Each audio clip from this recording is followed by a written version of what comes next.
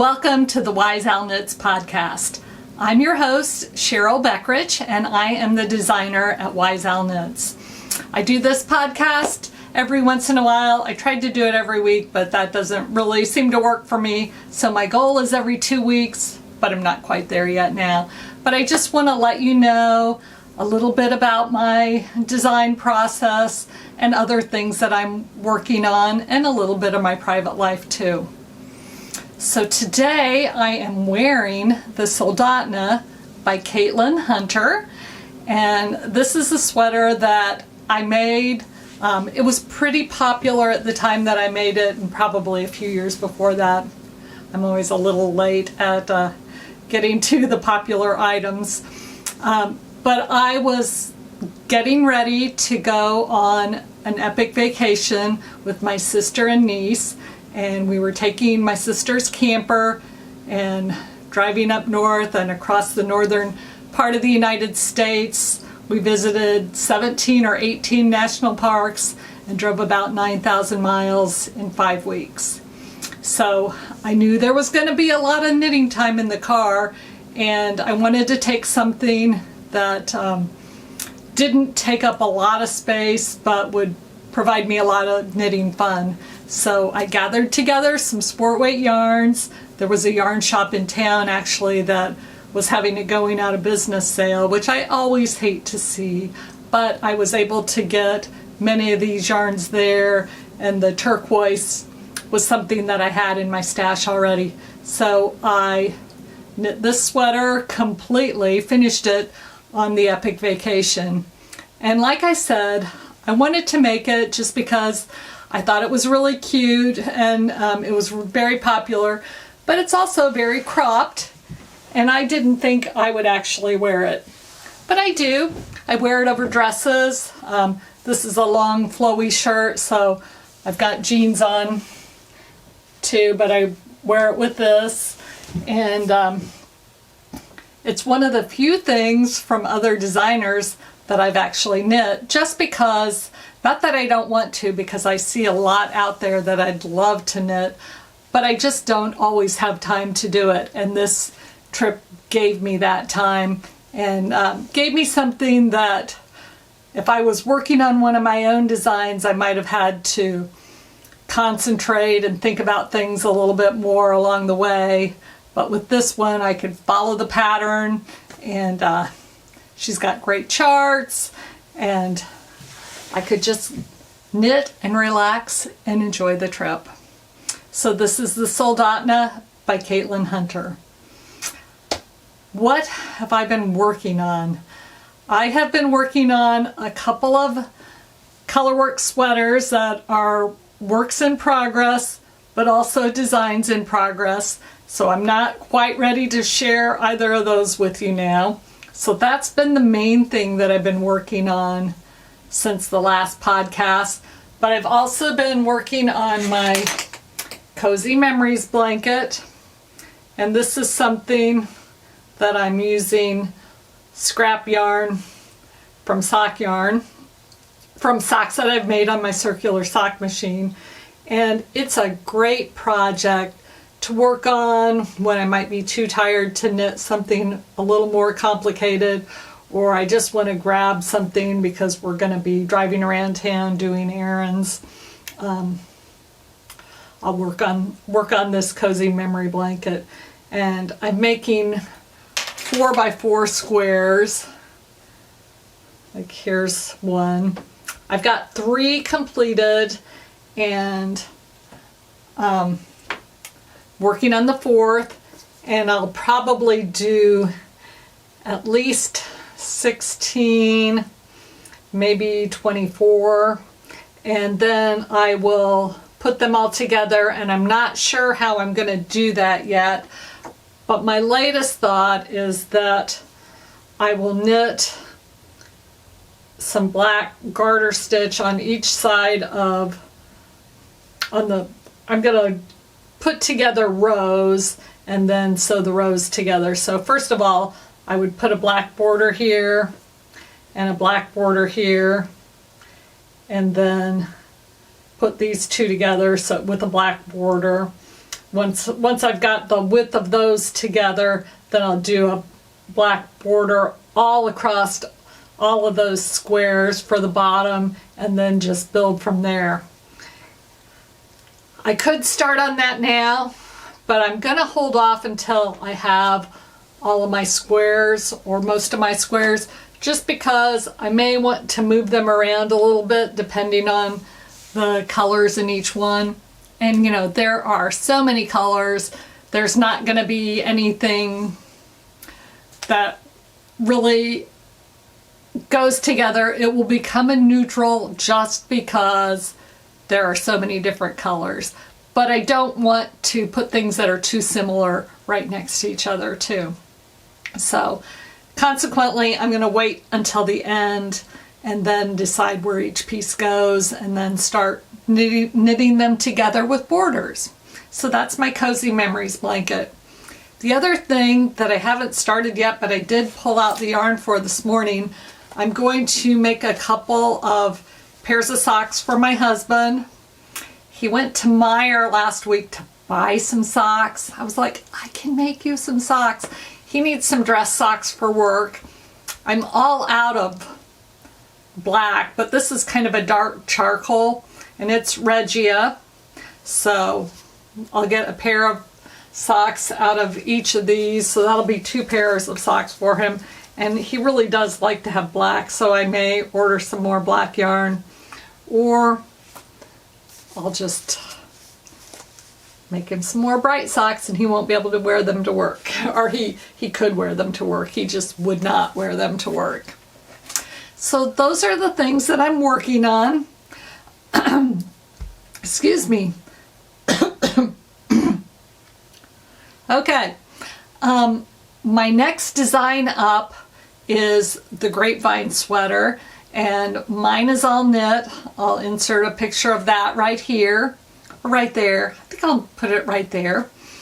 And that sweater is in testing now. So this is Lisa Hennessy in her Grapevine, and she made some modifications, as you can see.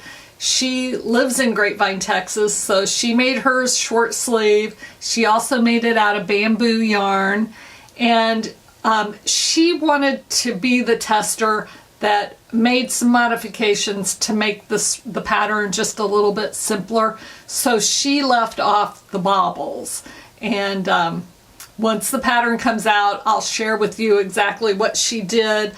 But where the bobbles are supposed to be, she just knit through those stitches. So it's a pretty simple modification. And then on the sleeves, once she'd split for sleeves and then knit the rest of the body, she put a little bit of a border on her sleeves, so they're like cap sleeves, much like these are. This is where I split for the sleeves, and then I put a little bit of this purple on in ribbing for the sleeves. So it's not a difficult sweater as written, but it does have bobbles, and I know some people don't like to do bobbles. I do have a video tutorial that shows you how to knit backwards during the bobbles, so there's a lot less back and forth with your fabric.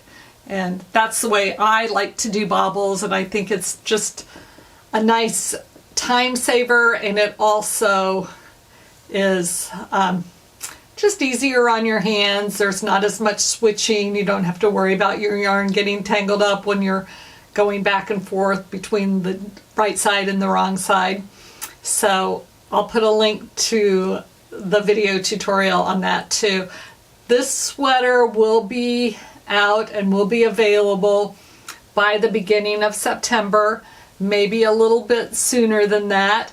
And the people that are going on the Knitty McPurley retreat in Grapevine, Texas, are going to use this pattern as a knit along pre-retreat.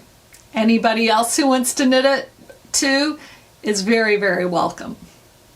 And you can post pictures on Instagram, and we can all have a nice sweater for the fall. So that's the Grapevine Sweater. I also have the Grapevine hat. knit in the same yarn as the little owl. This pattern's on my website too if anybody's interested.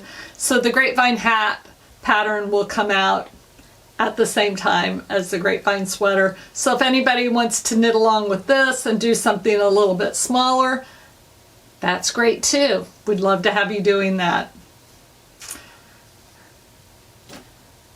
Now I want to move on to designing your own sweater. And this has been a topic on Knitting McPurley for her last 3 or 4 episodes.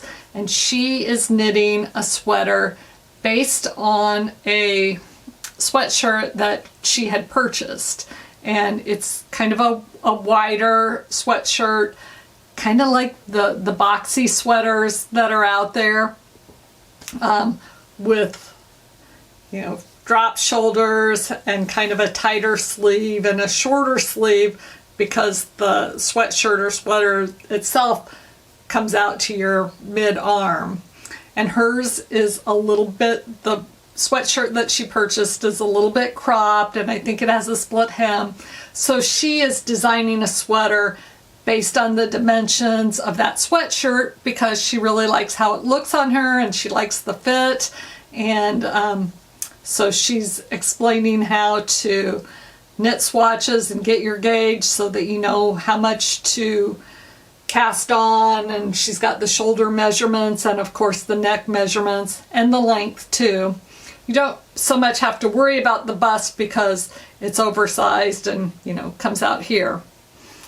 And that got me thinking about a sweater that I made probably 10 or 11 years ago. Maybe it was a little bit more than that. And it's called Scottish Ale. And the story of this sweater is that I have a friend who every time I saw him, he would tell me this story about how he wanted like fisherman's tight knit sweater like his mom used to make him when he was growing up. And he had some brothers, and she knit them all sweaters, and as they grew she would unravel the sweaters and reknit them in a bigger size. He never told me where she got the extra yarn, or if maybe she combined 2 sweaters and then got new yarn for one of the sweaters, but she basically recycled older sweaters to make the newer ones in larger sizes. And he told me this story over and over and kept asking me to make a sweater for him. And I just continually put him off a bit because he's kind of a big guy and he wanted cables all over, and that is a lot of knitting, and I was worried about it not fitting him once I got it finished. Plus, it's a lot of knitting. I said, if I did that, then I can't do other things, so I would have to charge you to do that, and I don't know if you want to pay that. And I gave him a price of, I think, $500, thinking he would say, no way, I'm not going to spend $500 on a sweater. But he said yes. He said that would be fine, and I'll buy the yarn too.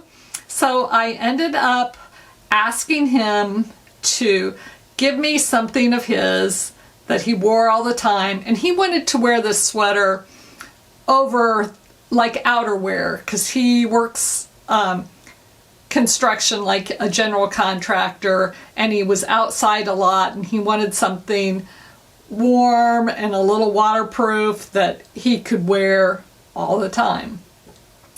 And so I knit it out of Cascade Echo, which is considered a bulky weight yarn. I've got some of that right here.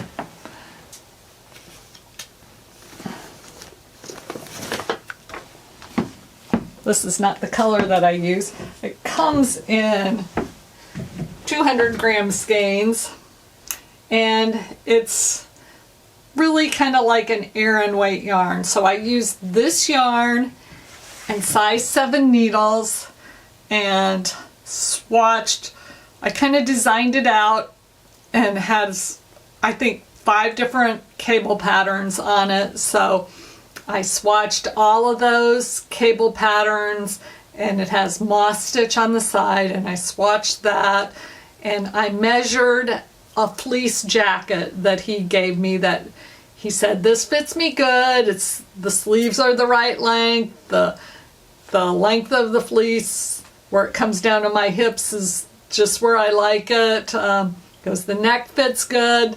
So I measured that sweater, every single inch of it, and wrote down all of his measurements, and then got all my swatches done, did all the math over and over again because I didn't want it to, I didn't want to mess up. It was just a big commitment to make this. So I did it. I made charts for all of the cable patterns, and I thought, you know, if this turns out and I like it, then I will write a pattern. And I knit and knit and knit and finally got it done, and it fit him to a T. And every time I saw him, he would be wearing the sweater, and it was always nice to see him out and with the sweater on, and he always was so happy and had to tell everybody that sometimes I would actually run into him at a bar, and so he would tell everybody who walked by that I made the sweater and the whole story of the sweater, and so it was just kind of a fun thing, and like I said, it fit him to a T, so I was very proud of it. So I wrote all the pattern, and because there were so many different patterns, it was a difficult pattern for me to write. Even the things like the setup lines between the ribbing and where the cable patterns start was different for every single size, and I ended up writing a section for each size. So it's one of the longer patterns that I have too. So I'm going to insert a picture of Simon wearing his sweater. That's in our kitchen. And then I asked my friend Jim to model the sweater initially, and that was the one that was made for Simon, but it also fit Jim. So Jim modeled it, and that's the picture that I used on the initial pattern. And then I made another sweater, I think it was the same yarn. Well, it was definitely Cascade Echo, but I think it was the same colorway that I made one for my son RJ. And then he modeled for me for the second edition of the pattern, and that's there. And then I was at a knitting retreat, a knitting pipeline retreat, and one of the gals there had tried on RJ's sweater because I borrowed it from him so I could take it to the retreat, and she said, oh, you should do this in a tunic length. So I did a women's version of the Scottish Ale, and it's called Scottish Ale 2, and this is my niece Victoria modeling that one. So it really ended up being my best-selling pattern, and I still sell them, you know, at least a couple every week. So it was a good investment in time. It was a good investment in learning how to design something to fit a specific person and doing that from an existing garment. Really is a good way. If you've got something that is ready to wear and you like how you look in it, you like how it fits, and you want to make your own, I think you should just go for it. Okay, the only other thing that I have today is to tell you what I'm reading, and I just started a new book. It's called The Creature from Jekyll Island, and it is about the Federal Reserve and how it started and how it's designed to work. And I think I've I've listened to about an hour of it while I was walking this morning, and I think it's one of those books that is going to make me really angry by the time that I get to the end of it. And it's quite long. It's the I don't know the number of pages because I almost exclusively listen to books now, and it tells you the number of the hours of the book, and this book is 24 hours, a little over 24 hours long. So I usually listen, sometimes I listen at 1.5 speed, other times 1.25, but it just depends on the narrator and how fast they talk and if they can be understandable, sped up, or, you know, sometimes you get to a point where you just are missing things, so that's not good. Sorry about that. My recording stopped. Anyway, The Creature from Jekyll Island is a read in progress, and like I said, I may be really angry the more I read. So I may have to intersperse this with a little bit fluffier book. Thank you all so much for watching today. I really appreciate you being here with me. If you've got any comments, if you've designed your own sweater, let me know about that. I'd love to see pictures. And if there's anything else you'd like to share with me, please leave a comment. You can see all my patterns at wiseowlknits.com. So head on over there or check me out on Instagram. Bye!